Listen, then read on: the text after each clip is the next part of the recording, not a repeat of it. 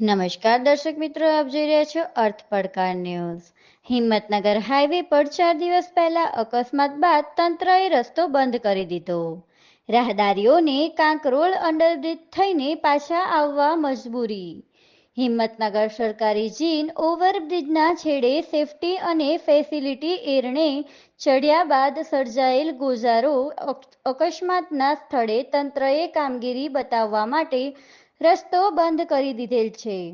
Market yard અને સહકારી જીન આવતા ખેડૂતોને મગફળી લઈને અન્ય સાધનો 3.5 કિલોમીટરથી 4 કિલોમીટર સુધી દૂર કાંકરોલ અંડરબ્રિજ વળીને પાછા આવવા મજબૂર બન્યા છે। ટૂંક સમયમાં મોડાસા કડવા પાટીદારવાડીમાં માના નવલા નોરતા પણ થવાની હોય તો ત્યાં પણ આવવા જવા માટે અંડરબ્રિજ થઈને આવવું પડશે।